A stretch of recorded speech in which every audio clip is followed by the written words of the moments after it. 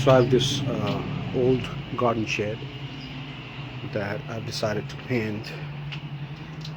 Is damaged certain areas, and there is rusting, some light rusting over it, as well as the roof is not in a very good condition.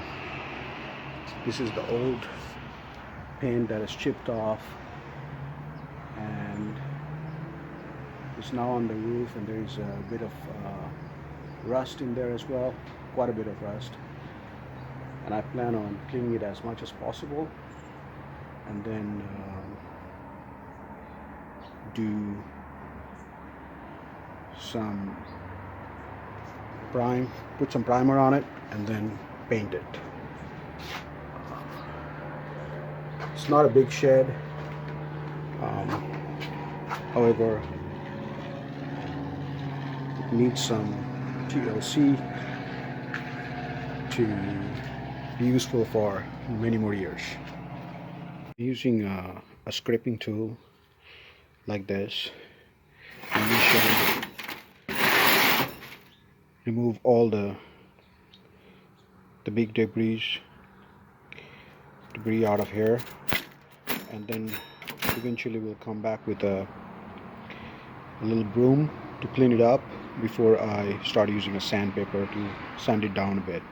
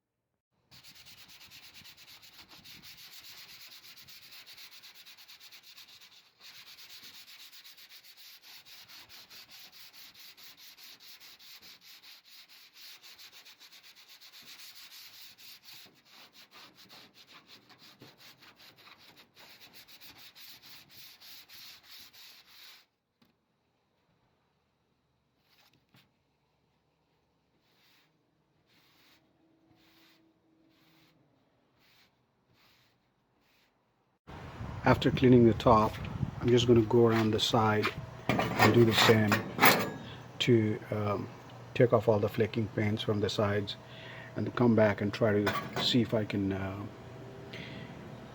use sandpaper and take some of that rust off. Although I'm going to put primer, I don't want the rust showing through the paint once I'm done painting. Now that the sides are clean of the paint chips, I'm going to go over and lightly sand these rust spots as much as I can.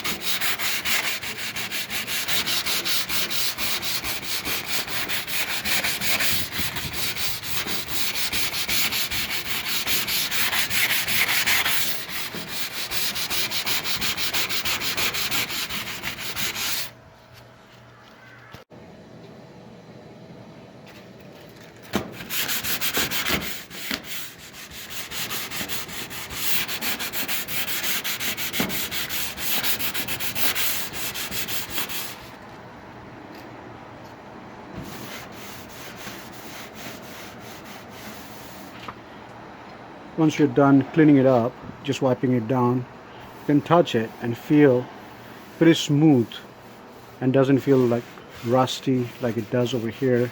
Different texture. This feels smooth. I feel that I'm able to remove most of the rust, and I'm just going to leave it like that. And when I put a primer on it and then put a paint on it, I think this should be good and it won't bubble up. The paint won't bubble up. I'm going to go over and do other spots all the way around and on the other sides, and then I'll move on to start priming this surface with the primer. Notice some areas have a little dent like this, and some of them could be fixed by just moving the metal in different directions. I'm not an expert in this, but I'll try to fix this by pushing this end using a 2x4.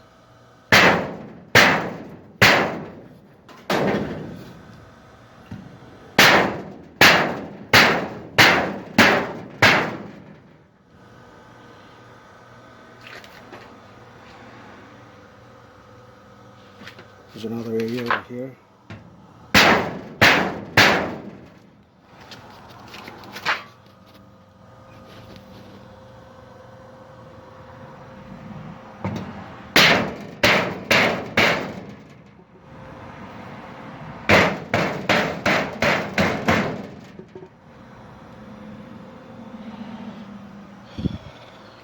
It's not the best, but this will do.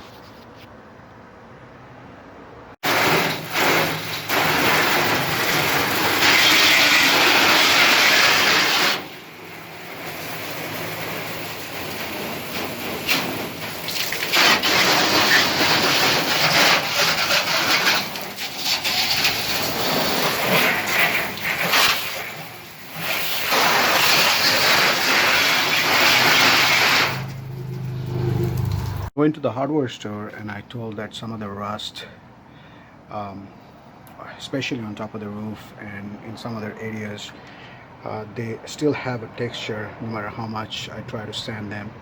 And they suggested I use this product, Rust-Oleum, to stop rusting, and then it will help the new paint and the primer to stick on the surface.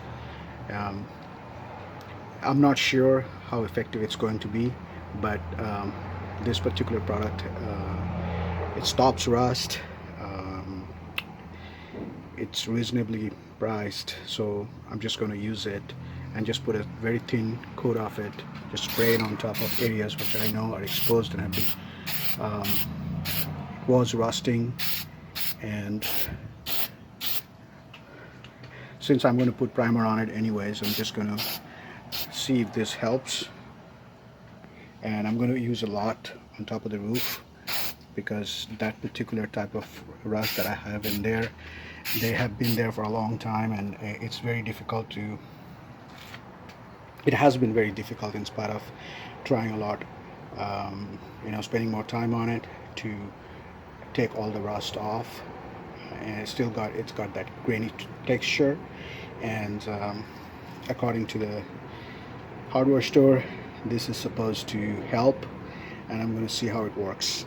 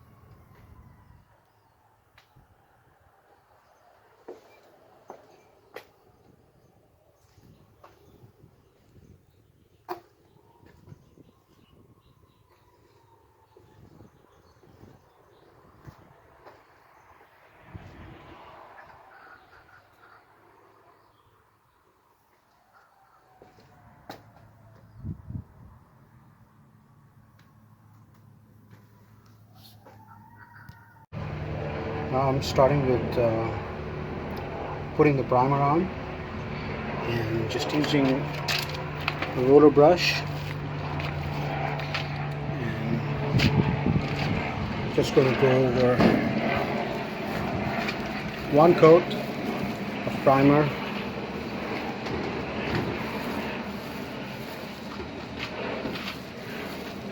over the whole surface, top, sides, bottom, everywhere. As I was trying to put the primer on, I used something like this, a roller brush with something they call heavy napping, and I got a finish which is got a lot of texture on it. And then I did a little bit of research and I realized this is not suitable for smooth surfaces, and that's why I have this situation right now, which I have to probably sand off and make it better, sand it out and then reapply the coat. And then I went back to the hardware store and was trying to figure out what I should do. I wanted to get a smooth finish, and they suggested a different type of roller, which is this. And I bought it, I got it home, and then I realized there are areas like, up here in the corners and underneath that I won't be able to reach with a regular brush, and I will have areas that doesn't get good coverage. So I thought, well, I have this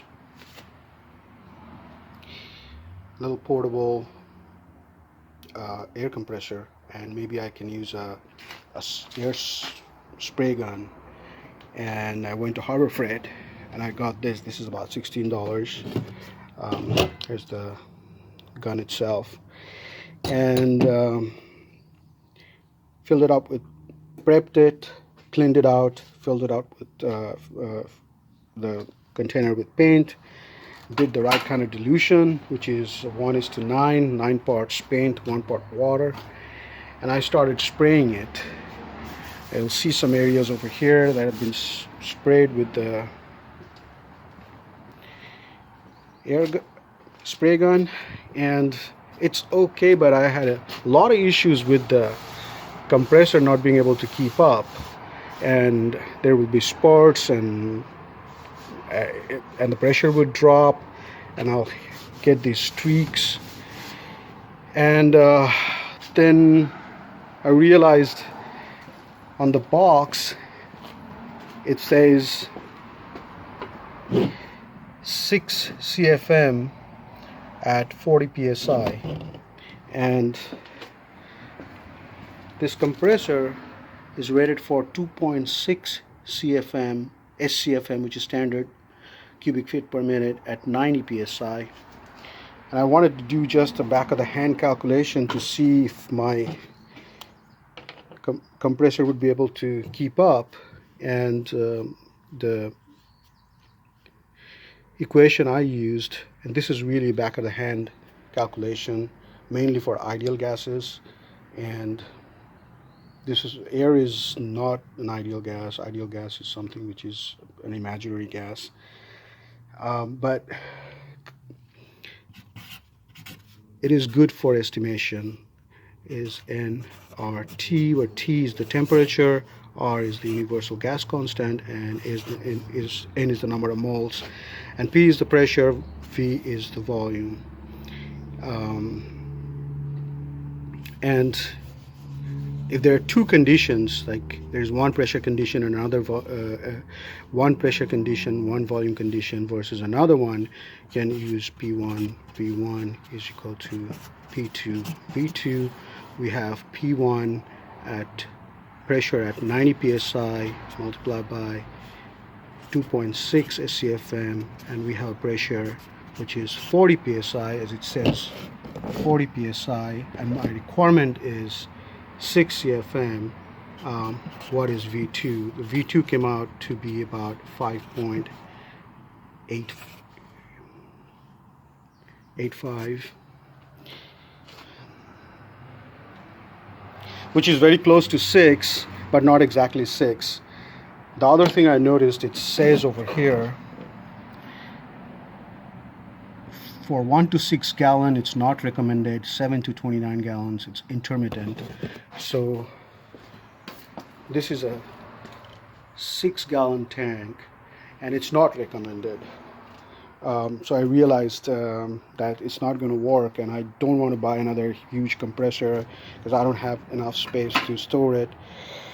So then I remembered I also had a spare air tank, which I hardly use. It's for portable, for filling up soccer balls or bike tires, bicycle tires. And I was wondering if I can connect these two together, use this as an additional air source, not exactly source, but storage, to make up for the lack of storage I have, because I think the compressor could work and I need more storage, air storage. So I will connect these two. I went back to Harbor Freight, bought a bunch of like air hose, some spray gun filter connections, some connectors, and air compressor regulator, because I want to keep this at a higher pressure, the whole system at a higher pressure, and at the point of use this particular regulator connected to the air gun, and see how, if this whole system is going to work or not. It's different. I don't know whether it's clever yet because I haven't tested it out, and I'll make a video of how I'm putting this together, how I'm connecting these two, and definitely make a video when I how it's spraying, and let you guys know how it works together as a system. So here's the system I'm planning on putting together. Here's the air compressor, the storage tank, filter, air filter, pressure regulator with a gauge, and to the air spray gun. And everything I need is over here. I'm going to go through and make all the connections, and once the system is all put together, I'll take a picture or maybe make a very small segment. I'm going to use Teflon tape for the connections, and I'll go from there, put it all together, and come back. So here's the final system connection. Here's my main compressor.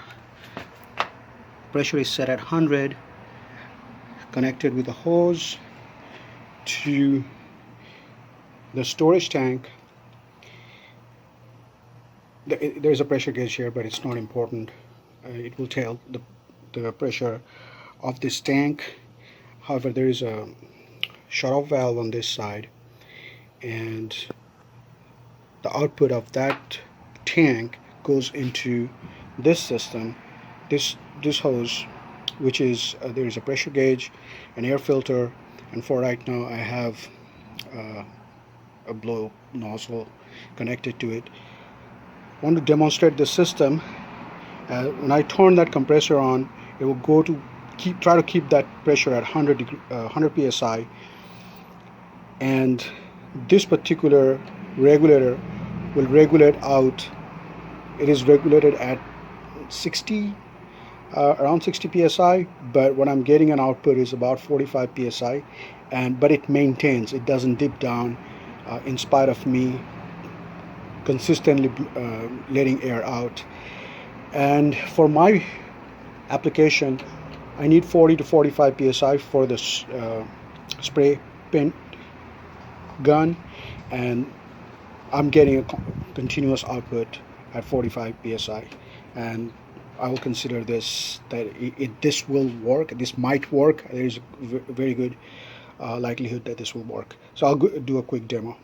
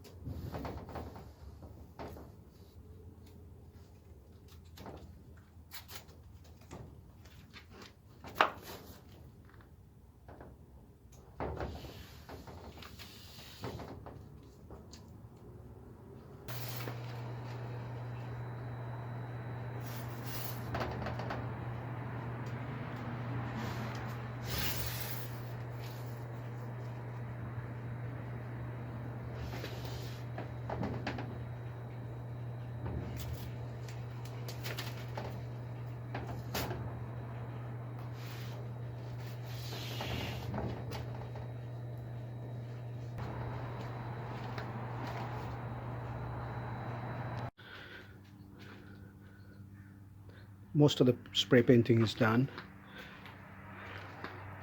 After you do some trim work with white paint, and I'll use a roller and a brush to do the trim work, and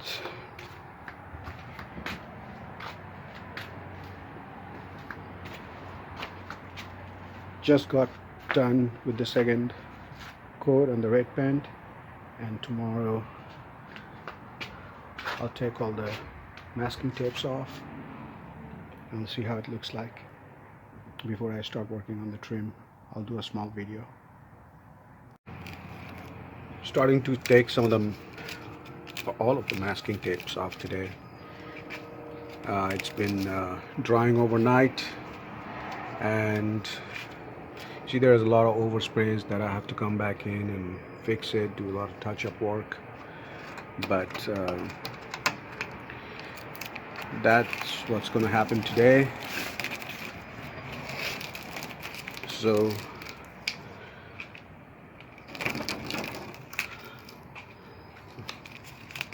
today the masking tapes and the trim work is going to happen.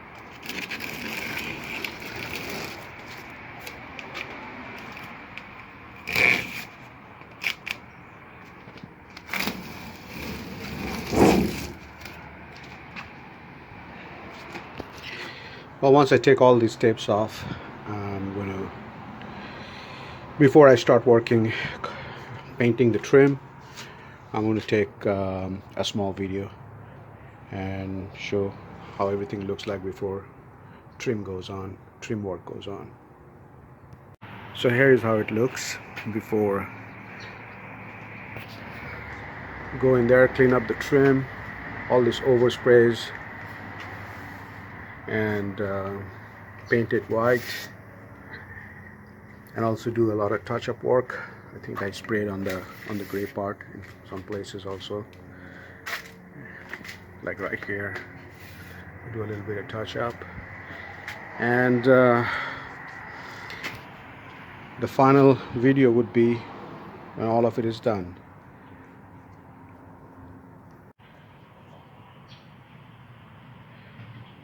So folks, this is the concluding part of the video.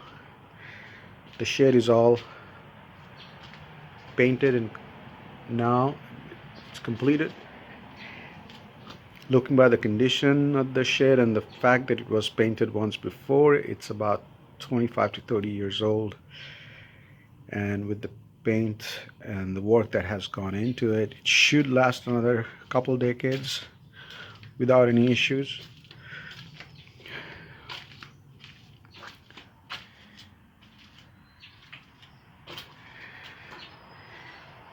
My wife picked the colors inspired by a red barn, and